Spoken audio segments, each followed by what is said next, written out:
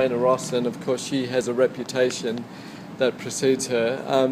First of all, how was it working with her, and also the impact of Motown changing the arrangements? How did that affect you, and did it affect your friendship with Diana, and are you friends now? Well, here's the thing. I'll answer all those questions quickly because I am so long-winded. When Diana and I first met, we adored each other. It was incredible. We looked up to her, blah, blah, blah. She had never had people treat her the way that we treated her. That album, Diana, which is her biggest selling record, is all about her. We basically interviewed her the same way you would. It's a documentary. That album is a documentary. It's the same thing as a film or a magazine article. And that's what that record is. It's all about her. And but she didn't quite like the filmmaker's take on her. Now she loves it, but at the time she didn't quite understand what we were doing. So when they took the record from us, I don't know if you've heard the Motown release of our original record, which is out now. You can buy it. You can see it's not hugely different, but ours is better. I mean, you listen to Diana Ross riffing on "I'm Coming Out," she's killing. Yeah. I mean, the fact is they never let her do that. Motown never let Diana loose. Like it was like, to me, when I was with her, I was like, here, I have a thoroughbred. Let's let her run. And they were like, no, control Diana, blah, blah, blah. We were like, no, let her run. Yeah. She's riffing all over that stuff. You never heard her do those kinds of riffs. So our record sounds like a true diva dance record. And then we just play forever, and she lets the band play, and we're jamming. And that's the record that was going to come out. And she loved it until this DJ, who was the most popular and influential DJ in America, told her that it sucked, it was going to ruin her career, and everybody was going to think she was gay, and blah, blah. Like all of a sudden, everybody's going to think Diana Ross is gay. What had happened was, in those days, all of the hot clubs in New York were the underground clubs. And the most underground clubs were the gay clubs. And the most underground gay clubs were the transvestite clubs. And all that was like the hardcore. And what happened is that those clubs, they didn't have to worry about satisfying the pop crowd. They just play what got people on the dance floor. And the DJs wanted to be original.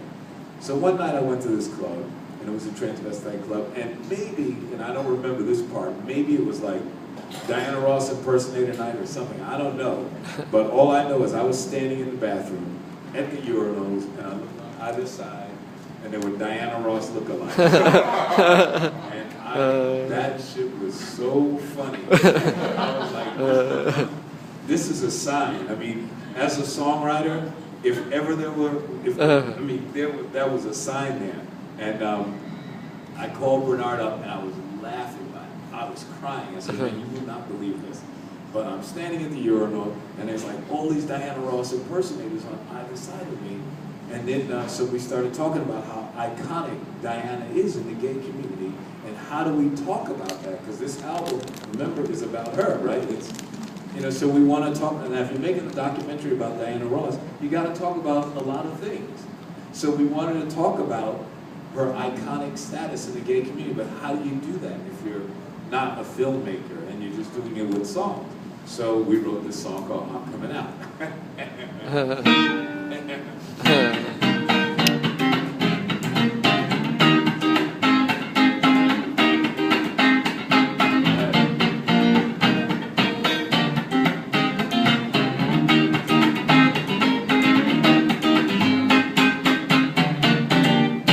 And what was cool about what was clever about this, so we talked about DHM, and we talk about the whole concept of chic and our double entendre, and everything has to have deep meaning. When R&B bands have what we call coming out songs, well, tonight, whoever sees Chic, you'll see, we have a coming out song. That's what we were saying to Diana. Hey, Diana, we've just written your new coming out song. Right? So that's what I'm Coming Out was. It's a fanfare. It's how the show starts. Ladies and gentlemen, Diana Ross. Pow, pow, pow, pow, pow, boom. Boom, boom, ba da, da, da.